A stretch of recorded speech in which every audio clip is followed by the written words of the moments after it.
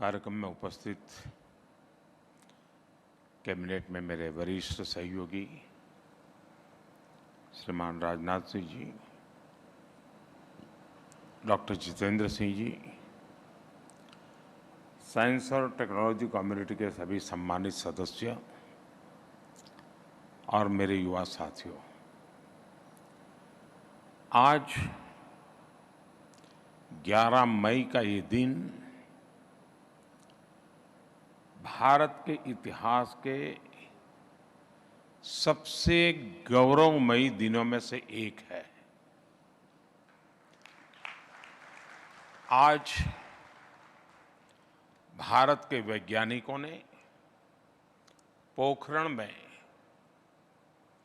वो उपलब्धि हासिल की थी जिसने मां भारती की हर संतान का सिर गर्व से ऊंचा कर दिया था। मैं वो दिन कभी भूल नहीं सकता जब अटल जी ने भारत के सफल परमाणु परीक्षण की घोषणा की थी। पोखरण परमाणु परीक्षण के जरिए भारत ने न केवल अपने वैज्ञानिक सामर्थ्य को साबित किया, बल्कि भारत के वैश्विक कद को एक नई ऊंचाई भी दी थी। अटल जी के शब्दों में ही कहूं तो अपनी ध्येय यात्रा में हम कभी रुके नहीं हैं, किसी चुनौती के समक्ष कभी झुके नहीं हैं। मैं सभी देशवासियों को आज के दिन की नेशनल टेक्नोलॉजी डे की बहुत बहुत शुभकामनाएं देता हूं। साथियों, आज इस अवसर पर कई फ्यूचरिस्टिक इनिशिएटिव्स का लोकार्पण और शिलान्यास भी हुआ है। मुंबई में national hadron beam therapy facility पर रेडियोलॉजिकल रिसर्च सेंटर हो, विशाखापट्टनम से के बार्क कैंपस में rare earth permanent magnet plant हो, मुंबई की फ्यूजन मौली 99 प्रोडक्शन फैसिलिटी हो, या विभिन्न शहरों के कैंसर हॉस्पिटल हो, ये सभी संस्थान न्यूक्लियर टेक्नोलॉजी की मदद से मानवता की और भारत की प्रगति को गति देंगे। आज Tata Institute of Fundamental Research और laser interferometer gravitation wave observatory LIGO India का शिलान्यास भी हुआ है। लाइगो 21वीं सदी के सबसे बेहतरीन साइंस एंड टेक्नोलॉजी इनिशिएटिव में से एक है। दुनिया में गिने चुने देशों के पास ही इस तरह की ऑब्जर्वेटरी आज है। भारत के स्टूडेंट्स और साइंटिस्ट के लिए ये ऑब्जर्वेटरी आधुनिक रिसर्च के नए अवसर लेकर आ रही है। मैं इन प्रोजेक्ट्स के लिए भी देश के वैज्ञानिक समुदाय को, सभी देशवासियों को बधाई देता हूं। साथियों, इस समय हम आजादी के अमृतकाल के शुरुआती महीनों में हैं। हमारे सामने 2047 के स्पष्ट लक्ष्य हैं। हमें देश को विकसित बनाना है, हमें देश को आत्मनिर्भर बनाना है।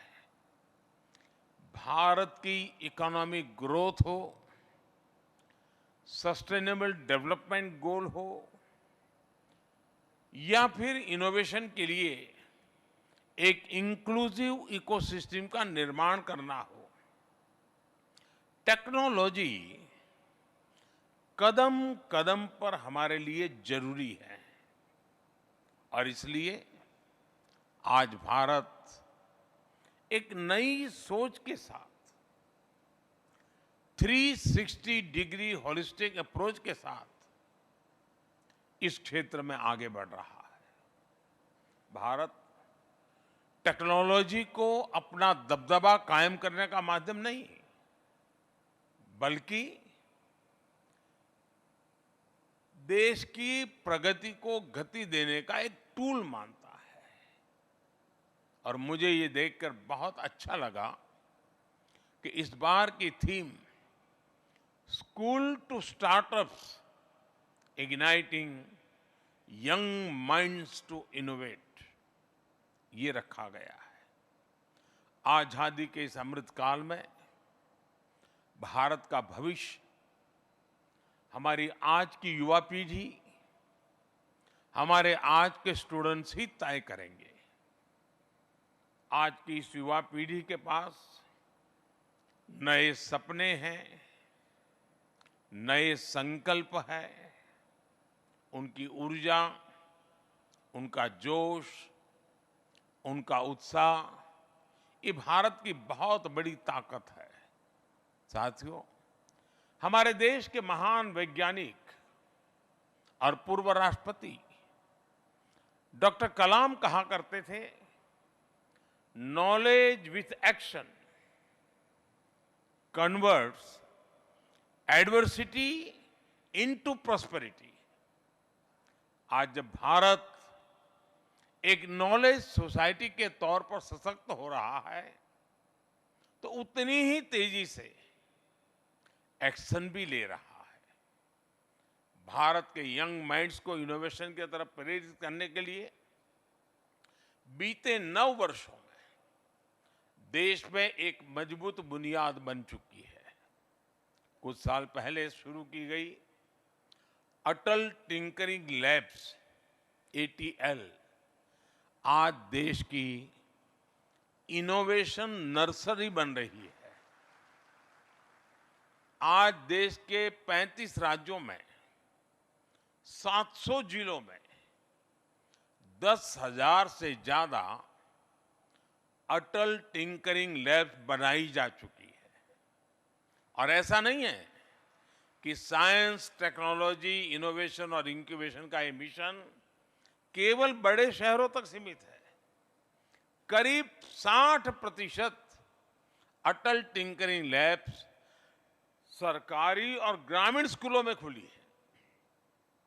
आप कल्पना कर सकते हैं कितनी बड़ी संख्या में बच्चों के लिए पढ़ाई के मायने बदल रहे हैं, वो इनोवेशन की तरह प्रेरित हो रहे हैं।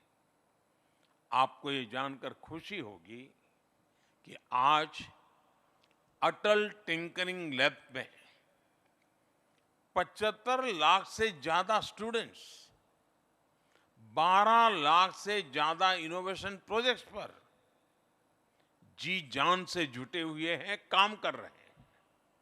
यानी आने वाले समय में लाखों जूनियर साइंटिस्ट स्कूलों से निकलकर देश के कोने कोने में पहुंचने वाले हैं। इनकी हैंड होल्डिंग करना, हर तरह से मदद करना, इनके आइडियाज को इंप्लीमेंट करने में सहायता देना, ये हम सभी का बहुत बड़ा दायित्व है। आज सैकड़ों की संख्या में स्टार्टअप्स ऐसे हैं जिनका इंक्यूबेशन अटल इनोवेशन सेंटर्स में हुआ है। अटल टिंकरिंग लैब की ही तरह अटल इनोवेशन सेंटर्स AICs भी न्यू इंडिया के लेबोरेटरी बनकर उभर रहे हैं। आप देखिएगा, भारत के ये टिंकरप्रेन्योर्स, एंटरप्रेन्योर्स हम देखते थे, ये टिंकरप्रेन्योर्स हैं। कल ये लीडिंग एंटरप्रेन्योर्स बनने वाले हैं। साथियों, महर्षि पतंजलि का एक सूत्र है, परमाणु परम महत्व अंतः अस्य वशीकारः। यानी जब हम किसी लक्ष्य के लिए पूरी तरह समर्पित हो जाते हैं तो परमाणु से लेकर ब्रह्मांड तक सब कुछ वश में आ जाता है। 2014 के बाद से भारत ने जिस तरह साइंस और टेक्नोलॉजी पर जोर देना शुरू किया है, वो बड़े बदलावों का कारण बना है। हमने जो स्टार्टअप इंडिया अभियान शुरू किया, जो डिजिटल इंडिया अभियान शुरू किया, जो नेशनल एजुकेशन पॉलिसी बनाई, उसने भी टेक्नोलॉजी क्षेत्र में भारत की सफलता को नई ऊंचाई दी है। पहले जो साइंस केवल किताबों तक सीमित थी, वो अब एक्सपेरिमेंट से आगे बढ़कर ज्यादा से ज्यादा पेटेंट्स में बदल रही है। भारत में 10 साल पहले एक वर्ष में 4000 के आसपास पेटेंट ग्रांट होते थे। आज इनकी संख्या सालाना 30,000 से भी ज्यादा हो गई है। भारत में 10 साल पहले सालाना 10,000 डिजाइन रजिस्टर होते थे। आज भारत में सालाना 15,000 से ज्यादा डिजाइन रजिस्टर हो रहे हैं। भारत में 10 साल पहले सालाना 70,000 से भी कम ट्रेडमार्क रजिस्टर होते थे। आज भारत में सालाना 2.5 लाख से ज्यादा ट्रेडमार्क रजिस्टर हो रहे हैं। साथियों, आज भारत हर उस दिशा में आगे बढ़ रहा है जो एक टेक लीडर कंट्री के लिए जरूरी होता है। आप में से कई साथी जानते हैं, 2014 में हमारे देश में करीब 150 के आसपास ही इंक्यूबेशन सेंटर्स थे। आज भारत में इंक्यूबेशन सेंटर्स की संख्या 650 भी पार कर चुकी है। आज भारत ग्लोबल इनोवेशन इंडेक्स में 81 नंबर पे था, वहां से ऊपर उठ करके 40वें स्थान पर पहुंच चुका है। आज देश के युवा, हमारे स्टूडेंट्स अपने डिजिटल वेंचर्स खड़े कर रहे हैं, स्टार्टअप शुरू कर रहे हैं। 2014 में हमारे यहाँ स्टार्टअप की संख्या भी कुछ 100 के आसपास थी। आज हमारे देश में रिकॉग्नाइज्ड स्टार्टअप्स की संख्या भी करीब करीब 1 लाख पहुंच चुकी है। आज भारत दुनिया का तीसरा सबसे बड़ा स्टार्टअप इकोसिस्टम है और ये ग्रोथ उस समय में है जब दुनिया आर्थिक अनिश्चितताओं के दौर से गुजर रही है। ये भारत का सामर्थ्य दिखाता है, भारत का टैलेंट दिखाता है। और इसलिए मैं फिर कहूंगा, पॉलिसी मेकर्स के लिए, हमारे वैज्ञानिक समुदाय के लिए, देश भर में फैली हजारों रिसर्च लैब्स के लिए, हमारे प्राइवेट सेक्टर के लिए ये टाइम बहुत ही महत्वपूर्ण है। स्कूल टू स्टार्टअप्स की यात्रा हमारे स्टूडेंट्स करेंगे, लेकिन आपको उन्हें निरंतर गाइड करना होगा, प्रोत्साहित करना होगा। और इसमें मेरा आप सभी को पूरा सपोर्ट रहेगा। साथियों, जब हम टेक्नोलॉजी के सामाजिक संदर्भ को समझते हुए आगे बढ़ते हैं तो टेक्नोलॉजी एम्पावरमेंट का बहुत बड़ा माध्यम बन जाती है। ये सोशल जस्टिस, सामाजिक न्याय को सुनिश्चित करने और असंतुलन को मिटाने का भी माध्यम बनती है। एक समय था जब टेक्नोलॉजी सामान्य भारतीय की पहुंच से बाहर थी। आपको भी याद होगा, कभी जेब में क्रेडिट या डेबिट कार्ड लेकर चलना स्टेटस सिंबल हुआ करता था।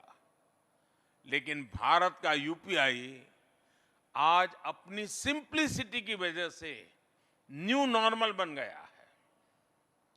आज रेहड़ी पटरी वाले से लेकर रिक्शे वाले तक हर कोई डिजिटल पेमेंट का इस्तेमाल कर रहा है। आज भारत दुनिया के उन देशों में है जहां सबसे ज्यादा इंटरनेट डाटा इस्तेमाल होता है। ग्रामीण इलाकों में शहरी इलाकों की तुलना में इंटरनेट यूजर ज्यादा है। इससे लोगों के सामने जानकारियां, संसाधनों और अवसरों की एक नई दुनिया खुल रही है। जेम ट्रिनिटी हो, जेम पोर्टल हो, कोविन पोर्टल हो या किसानों के लिए डिजिटल एग्रीकल्चर मार्केट इनैम, हमारी सरकार ने टेक्नोलॉजी का उपयोग एजेंट ऑफ इंक्लूजन के रूप में किया है। साथियों, टेक्नोलॉजी का सही तरीके से सही समय पर उपयोग समाज को नई शक्ति देता है। आज भारत में जीवन चक्र के हर पड़ाव के लिए कोई न कोई टेक्नोलॉजिकल सॉल्यूशंस तैयार हो रहे हैं। जन्म के समय ऑनलाइन बर्थ सर्टिफिकेट की सुविधा है। बच्चा जब स्कूल की शुरुआत करता है तो उसके पास ई पाठशाला और दीक्षा जैसे फ्री ई लर्निंग प्लेटफॉर्म्स है। और आगे बढ़ने पर वो नेशनल स्कॉलरशिप पोर्टल पर स्कॉलरशिप के लिए अप्लाई कर सकता है। जब वो अपनी नौकरी शुरू करता है तो उसके पास यूनिवर्सल एक्सेस नंबर की सुविधा है ताकि जॉब बदलने पर भी उसे कोई दिक्कत ना आए। किसी बीमारी की स्थिति में वो तुरंत आज ई संजीवनी की मदद से अपनी उपचार की व्यवस्था कर सकता है। बुजुर्गों के लिए बायोमेट्रिक एनेबल्ड डिजिटल सर्विस जीवन प्रमाण की सुविधा है। आप सोचिए, पहले बुजुर्गों को पेंशन जैसे कामों के लिए अपने जिंदा होने का सबूत देना होता था। चाहे तबीयत खराब हो या चलना मुश्किल हो, उन्हें वेरिफिकेशन के लिए खुद जाना होता था। अब ये सारी परेशानियां टेक्नोलॉजी की मदद से समाप्त हो रही है। डे टू डे लाइफ में हर कदम पर टेक्नोलॉजी सॉल्यूशंस देश के नागरिकों की मदद कर रहे हैं। अगर उसे जल्दी पासपोर्ट बनवाना है तो एम पासपोर्ट सेवा है। अगर उसे एयरपोर्ट पर हैसल फ्री एक्सपीरियंस सुनिश्चित करना है तो डीजी यात्रा ऐप है। अगर उसे इंपॉर्टेंट डॉक्यूमेंट्स को सुरक्षित रखना है तो डिजी लॉकर है। इन सारे प्रयासों से सोशल जस्टिस सुनिश्चित करने और ईज ऑफ लिविंग बढ़ाने में मदद मिली है। साथियों, आज हर दिन टेक्नोलॉजी की दुनिया में तेजी से बदलाव हो रहे हैं। भारत के युवा ही इस स्पीड को मैच करने में, इस स्पीड को क्रॉस करने में देश का नेतृत्व करेंगे। आज एआई टूल्स नए गेम चेंजर बनकर उभरे हैं। हेल्थ सेक्टर में आज हम कितनी असीम संभावनाओं को देख रहे हैं। ड्रोन टेक्नोलॉजी में भी हर रोज नए इनोवेशंस हो रहे हैं। ऐसे ही थेरेपेटिक्स सेक्टर भी तेजी से आगे बढ़ रहा है। हमें ऐसी रिवॉल्यूशनरी टेक्नोलॉजी में लीड लेनी होगी। आज भारत अपने डिफेंस सेक्टर को आत्मनिर्भर बना रहा है। इससे भी हमारे युवा स्टार्टअप्स को बहुत से मौके मिल रहे हैं। डिफेंस में इनोवेशन के लिए हमने इनोवेशन फॉर डिफेंस एक्सीलेंस यानी आईडेक्स भी शुरू किया है।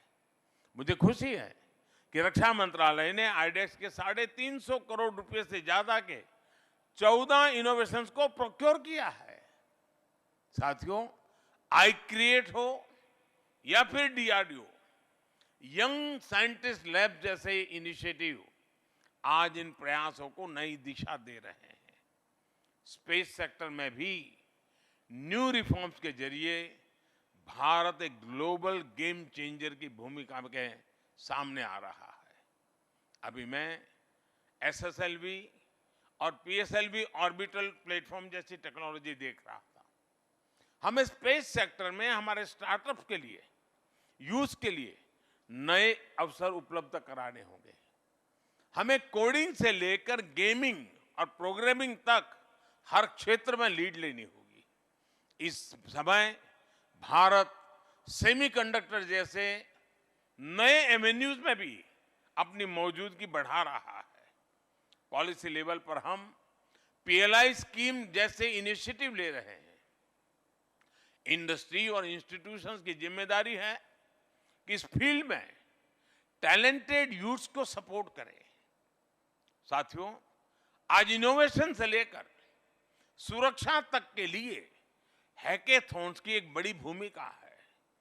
सरकार इन्हें लगातार प्रमोट कर रही है। हमें हैकेथॉन कल्चर को आगे बढ़ाना होगा। स्टार्टअप्स को नए चैलेंजेस के लिए तैयार करना होगा। इन प्रतिभाओं की हैंड होल्डिंग हो, उन्हें आगे बढ़ने के लिए संघर्ष न करना पड़े, हमें इसके लिए एक फ्रेमवर्क तैयार करना होगा। खासकर अटल टिंकरिंग लैब से जो युवा निकल रहे हैं, उन्हें इन्वॉल्व रखने के लिए एक इंस्टीट्यूशनलाइज्ड सिस्टम होना चाहिए। क्या हम इसी तरह अलग अलग क्षेत्रों में देश की 100 लैब्स को चिन्हित कर सकते हैं, जिन्हें यूथ ड्रिवन बनाया जाए? क्लीन एनर्जी और नेचुरल फार्मिंग जैसे क्षेत्रों में जहां देश का खास फोकस है, हमें रिसर्च और टेक्नोलॉजी को प्रमोट करना होगा। इसके लिए भी युवाओं को मिशन मोड में जोड़ना बहुत जरूरी है। मुझे भरोसा है नेशनल टेक्नोलॉजी वीक इन संभावनाओं को साकार करने में एक अहम भूमिका निभाएगा। इसी अपेक्षा के साथ आप सभी को एक बार फिर इस आयोजन के लिए बहुत बहुत शुभकामनाएं। बहुत बहुत धन्यवाद। बहुत बहुत आभार माननीय प्रधान